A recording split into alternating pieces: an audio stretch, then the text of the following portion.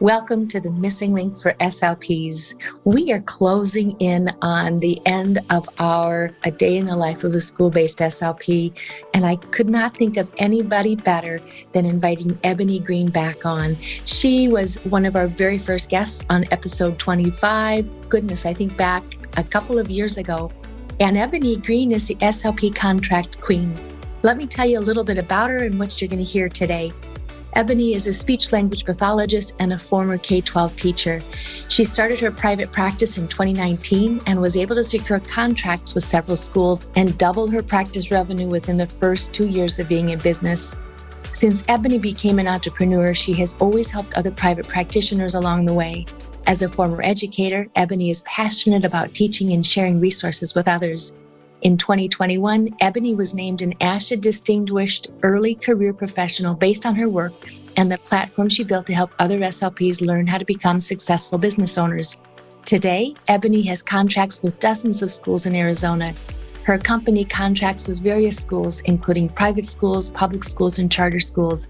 And Ebony herself leads a team of 30 therapists and serves as the CEO of her private practice, CASA Speech and Development Services. So Ebony is indeed a mover and a shaker and a sharer and an educator in all things SLP contracts. And I'm so excited to have her on today.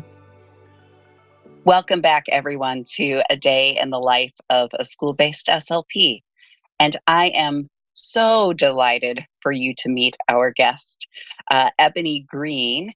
Ebony Green has a really amazing story, and I can't wait for you all to hear it. So let's just jump right in. Welcome, Ebony. Thank you so much. This is actually my second time being on the podcast, and I'm just honored that I got asked to record another episode, and I get to meet you in this episode. Thank you so much. Well, we're so glad you're here. And as you know, we are talking specifically about the experiences of the school-based SLP and exploring how those experiences have some similarities and how we have different experiences, all under that big umbrella of schools. So let's start a little bit by learning about you. Could you tell us just a bit about yourself and the journey that led you to becoming a school-based SLP? Yeah, absolutely. So I began my journey actually back in 2007. I graduated from the University of Texas at Austin with a bachelor's in communication studies.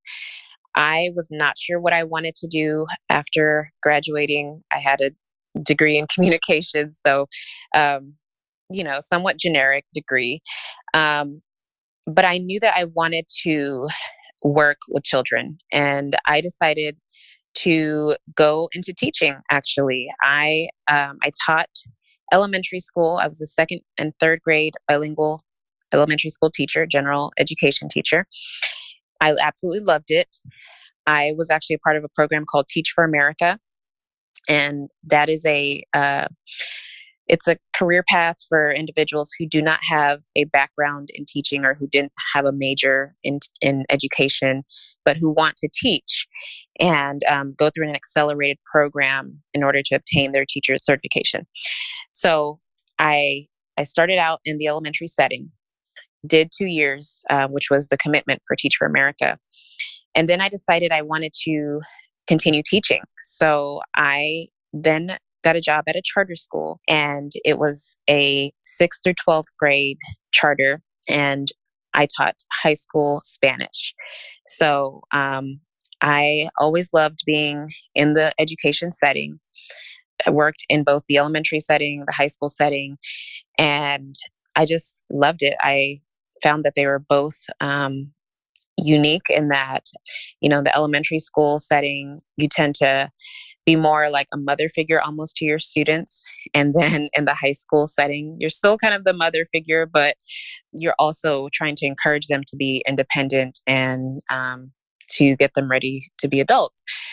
So I definitely didn't want to leave working in that environment. But I ended up moving. My husband got a job out of state. So we moved to Arizona.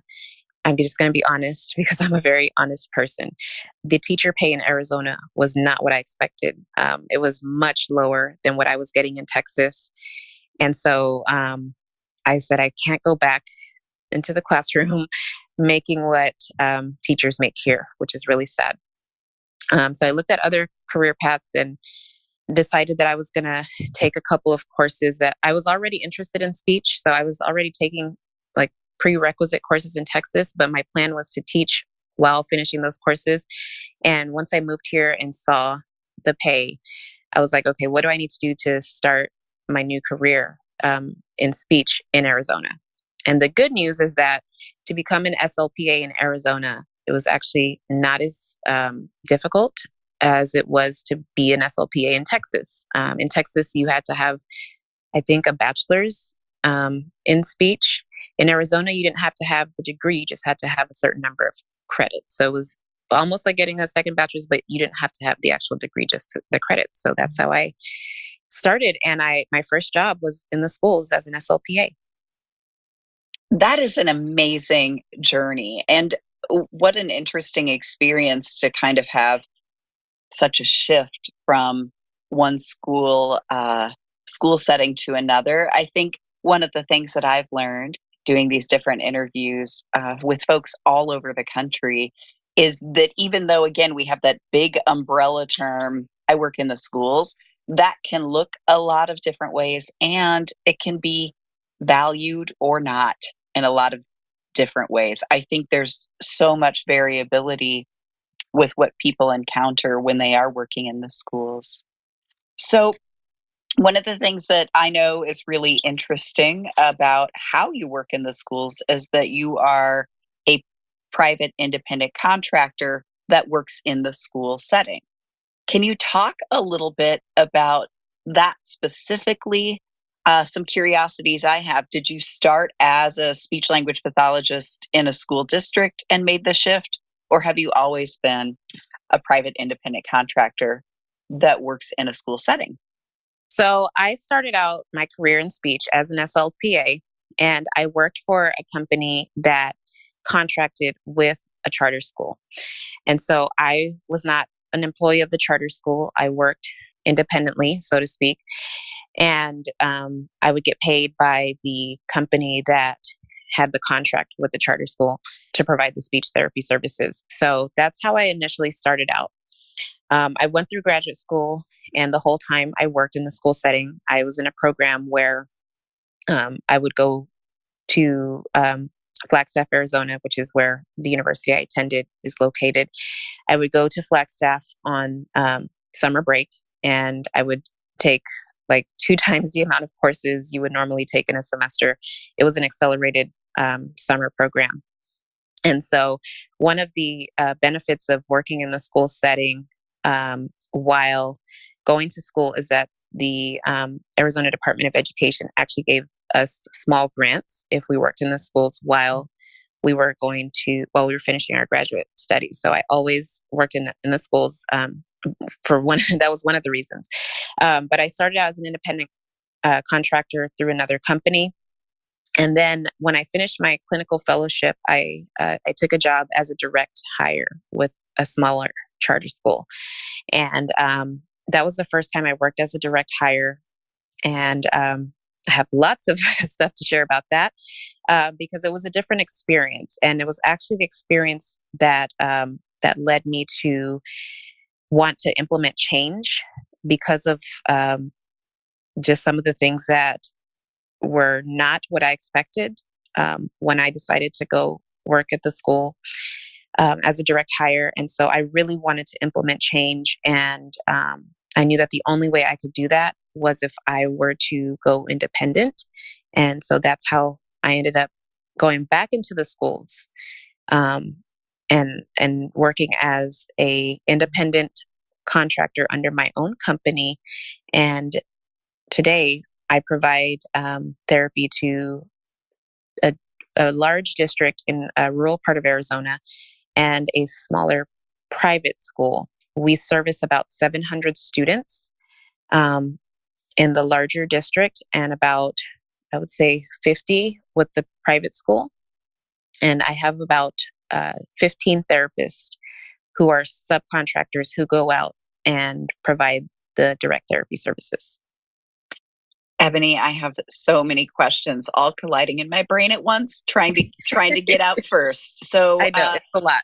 I think this is so fascinating and amazing. And I feel really fortunate that we're able to talk with you today. So I would like to spend a little more time, maybe in the discomfort of what drove you to not be a direct hire, but rather be your own independent contractor. I know that there's probably a lot about that, but there had to have been some experiences or some situations that kind of message back to you. There's got to be another way. There's got to be a different way. Can you speak to some of those experiences or those situations that inspired making a different choice? Yeah. So that first year that I worked as a direct hire for the district, it was very tough. I had a toddler and a kindergartner, and I already had a little bit of mom guilt from grad school when I was, focused on graduating and passing the praxis, and I dedicated so much of my free time to my studies. So I wanted to have a job where I didn't have to work more than 40 hours a week, so that I could have a chance to be a mom. Like I said, my daughter had just started kindergarten, and that was kind of a important time to make sure that I was there for her. And my son was still pretty young. So I was under the impression that it was going to be a pretty flexible job. Like I thought I'd get there at 7:30, leave at 3 o'clock, have 2-week breaks every quarter, because in Arizona, most of the schools are on a kind of a modified year-round schedule. So you get long breaks in between each quarter. And then I would have the summers off. So that's what I envisioned. And I realized that, that schedule of 7:30 to 3 was not the case. I was bringing work home. I was coming home, making dinner, and then having to get on my computer to finish paperwork. I was having to make sure that my sessions, were planned for the next day. I was having to make sure that I was meeting deadlines. And, if you don't do the paperwork before it's due, then, you can get into a lot of trouble. So there was just this constant work that I never got to leave at work. There was always stuff that had to be done when I left school. And for me, the turning point was when I stayed up till 1 o'clock in the morning on a Saturday night to do paperwork. And I was just like, I was in disbelief that this was the reality that I was living, because I dedicated so much time to, to get a career that I really loved. I loved working in the schools. I liked the possibility of having a flexible schedule so that I could also be a mom. And it was so different. The reality that I was living was so different than what I had envisioned. So that decision to ask for help, was something that I knew I had to make. I had to make the decision to either ask for help or figure something out. But the next day when I went to school, I was actually very surprised that the principal asked to speak with me in her office. And when I got to her office, the principal was there, my supervisor was there, and a district SLP. She was in charge of all of the SLPs in the district. They were all there.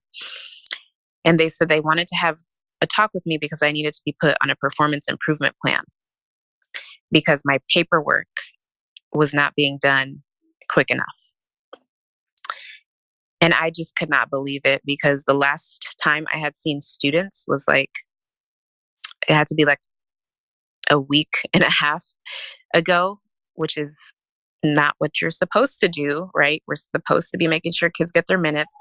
And I'm going to be honest, there was an SLPA helping out, but just for reference, I was supposed to be a part-time 3-day-a-week employee, and there was 100 kids on the caseload.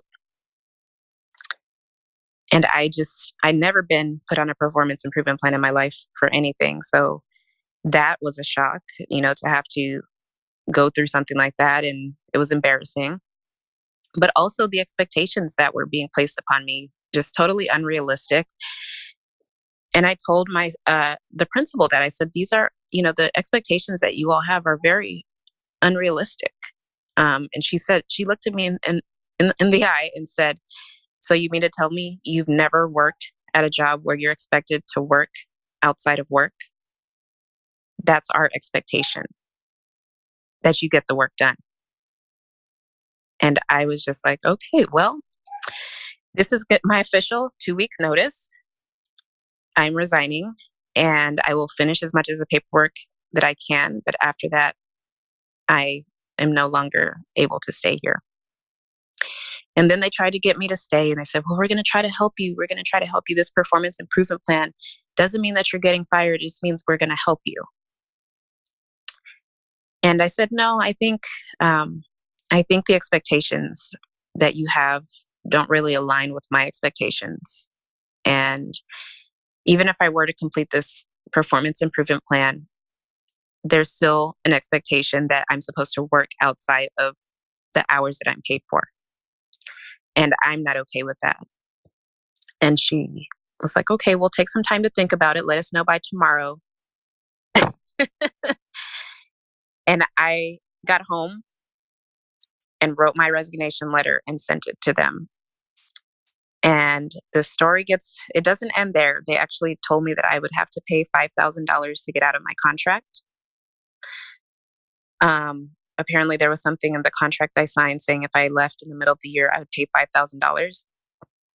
And so I responded, well, my contract was supposed to be a part-time 3-day-a-week position, and I'm working 60 hours a week because the caseload is not a part-time caseload. 100 students is not part-time.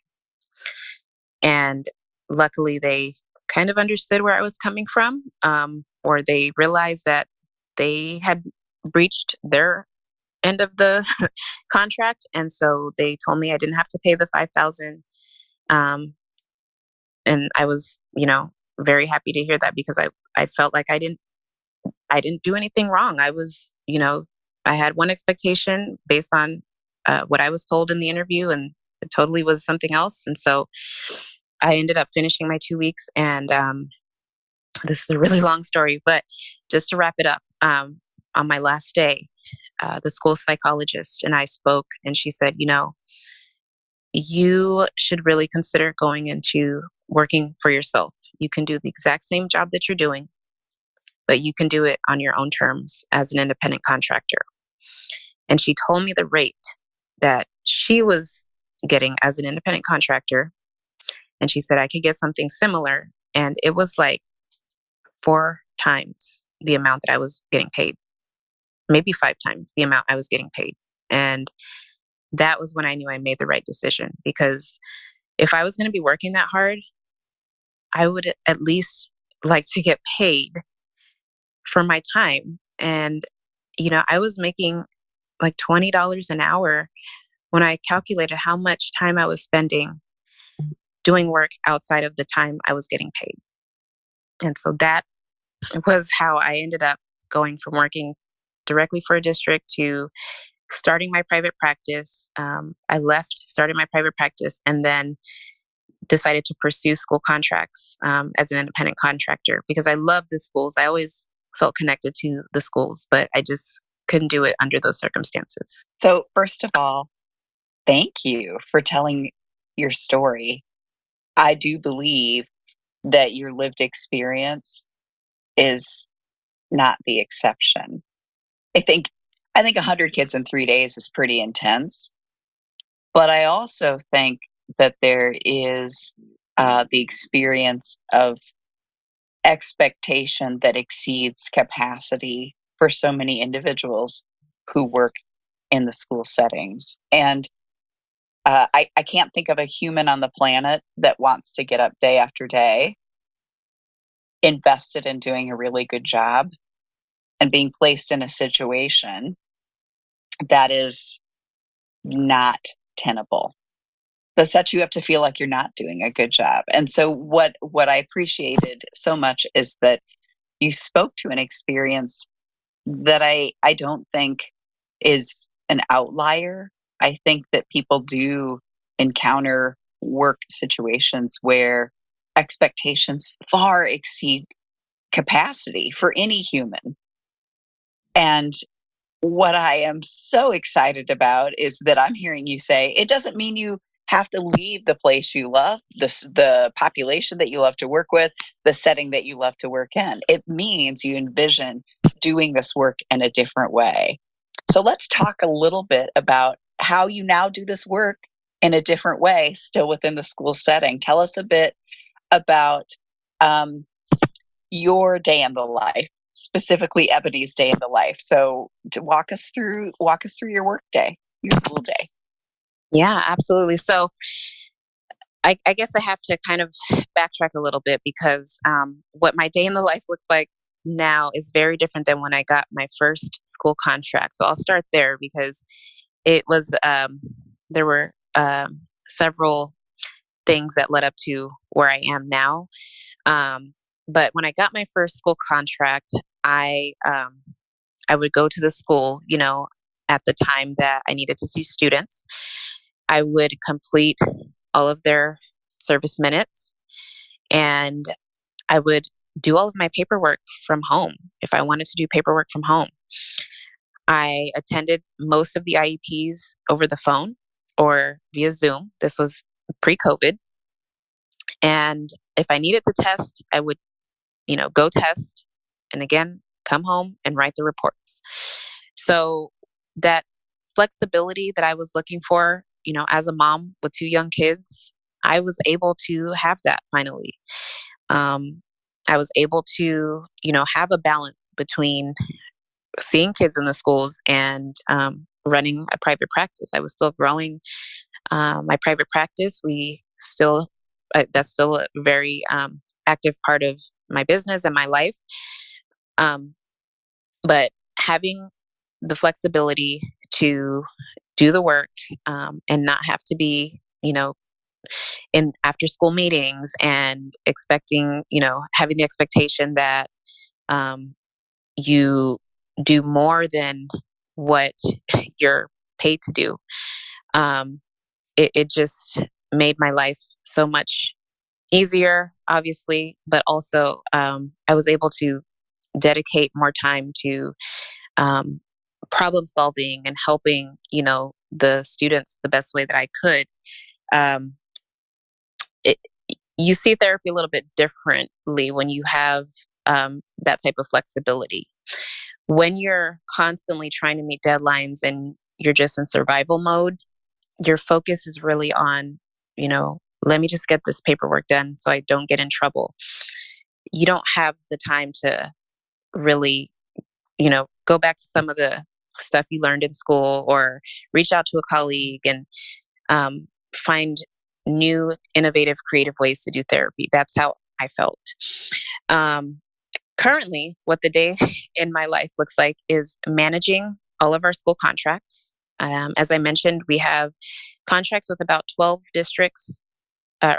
schools in 2 different districts. And I am one of the main point people for our contracts. So right now, I have a new vice president of operations on staff, and I want to share really quick. I know we don't have a lot of time left, but this new vice president of operations, I just hired about a month ago. She is in charge now of all of the contracts and getting us new contracts and staffing the ones that we have.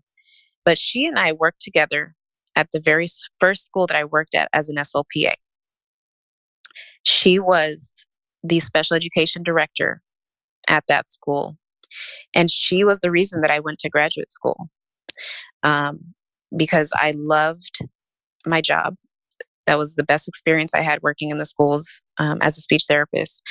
And she said, Ebony, you have the skills, you have the talent. She said, you're one of the best therapists that I've ever worked with, you need to go to graduate school and get your master's. And at that time, I was just really trying to, figure out if I was good at being a speech therapist, and, how I was trying to figure out how to shift from teacher to speech. But she and I worked together 10 years ago, and now she's my vice president of operations. So I just also wanted to share that the relationships you make in your career as a school therapist can be some of the most beneficial, but also career changing, life changing relationships that you might have, because now I don't have to do all of the 1,000 things I was doing with managing our school contracts. I can actually now focus on some of the other areas of growth that we really want to see in our private practice. But Maya and I, we both managed all of the contracts together. And our goal is to just reach as many students as we can. The rural districts where we provide services, they really struggle with retention of staff. And they have a few therapists that they have in their area, but it's very hard to staff if someone leaves. So our goal is to kind of stay ahead of that. And so we're constantly recruiting and hiring and just making sure that our therapists are happy so that they stay with the district. I think this is a wonderful conversation. And I love the full circle aspect of bringing this person who was critical in your own development on board in this really new and exciting capacity. Relationships are so important. So let's talk a little bit more about your job. What is your favorite part? What do you like best? My favorite part of the job, if I'm 100% honest, is helping SLPs have jobs in schools that they love. I feel like if I had the opportunities that my SLPs had, I would have never left. I would have never left working directly for a district. And I guess I didn't leave because I'm still in the schools. But if districts provided the type of environment where you have flexibility, where you get paid well, and where you're not constantly scrutinized, I would have stayed as a direct hire of the district. And I would have, that would have been my career. The therapists that I hire to come work for me as subcontractors, they've all had some type of similar experience to what I had. So being able to provide them a new outlet and a new avenue to pursuing being a school-based therapist, but not having to deal with all of the administrative red tape, is what I truly enjoy. Wow. So what is the most challenging aspect of your job at this time? The most challenging aspect is I get a lot of therapists asking me, do we have any more school contracts? How can I get into the schools? They want to work in the schools.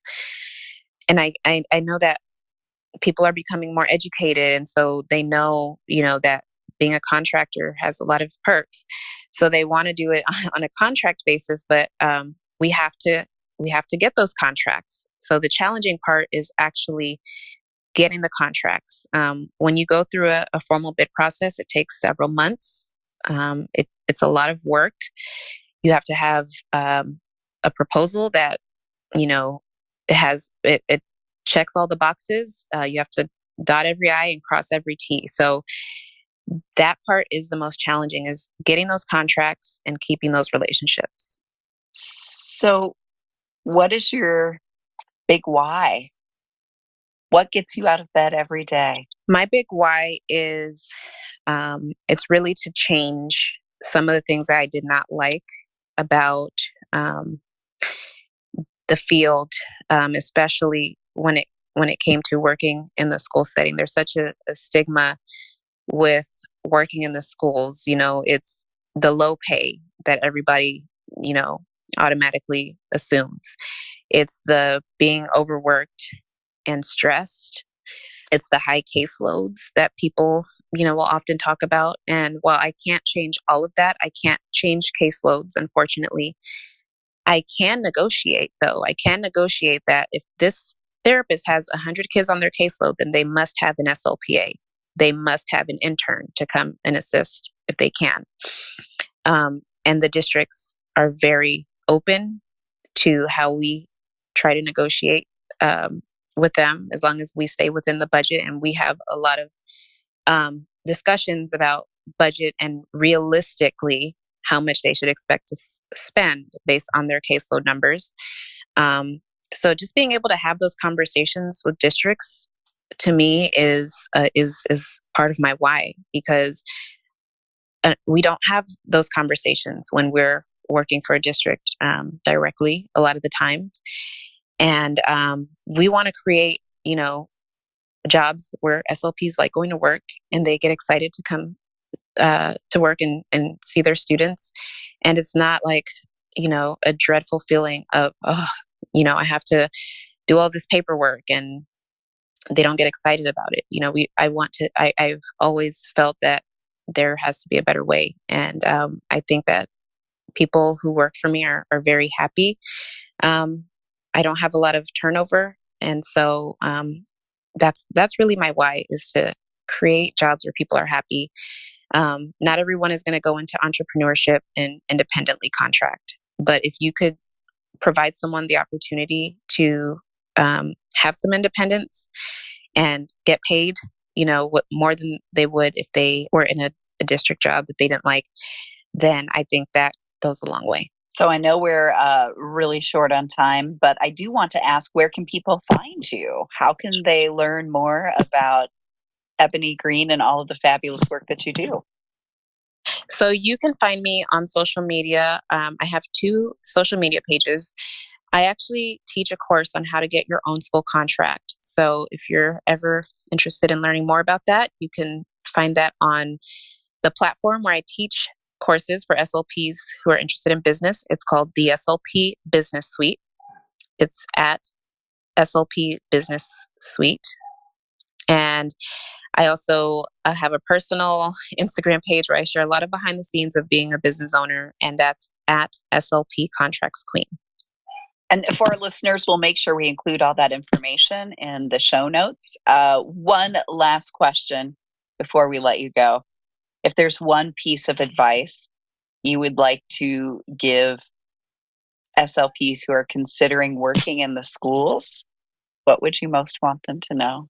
I would want them to know that they definitely should try to negotiate your salary, because if we want to change the idea that working in the schools is going to automatically equal a low paycheck and being underpaid, we have to step in and start negotiating those contracts. So if you get an offer and it's not what you are comfortable with, then negotiate. I negotiated my salary for my school job that I ended up leaving. And I couldn't imagine, doing the work that I was doing and making less than what I was making, because it was already, like I mentioned, so low. But I negotiated and I got like a 40% higher salary, I believe, 30%, something like that. So negotiate your salary and negotiate your time. Ask for help.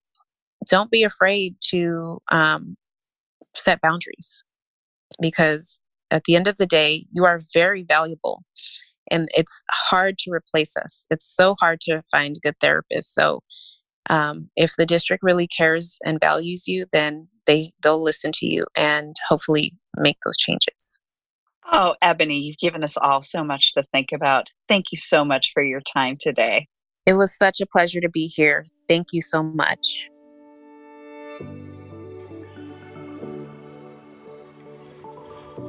Oh my goodness. I hope you enjoyed that episode as much as I did. It just gives me goosebumps. The story that Ebony shared, the risks she took, the confidence she had, and how she's moving forward in the direction of her goals and her dreams of what she wants to do as an SLP. and what she's doing for other SLPs and how she's shifting and changing the field. I love meeting and interviewing movers and shakers in our field who have this vision of what we can be as SLPs and then make that vision happen. I hope you're enjoying the podcast as much as I am. A special thanks to Katie Weidstrom-Landgraf for co-hosting. And please like, share, follow, subscribe to this podcast. We are a little podcast that's working hard on getting our voice out there as the missing link for SLPs. This is the podcast where you learn things at the level of being a fresh, brand new SLP. So whether you're new or transitioning, there's something here for you. Go check us out on freshslp.com. And I don't know about the rest of you guys, but man, this almost makes me want to be a school-based SLP. Glad you were around for the conversation. Reach out to me. Let me know what your favorite part is. I know what my favorite part is. Be in touch. Take care. Stay fresh.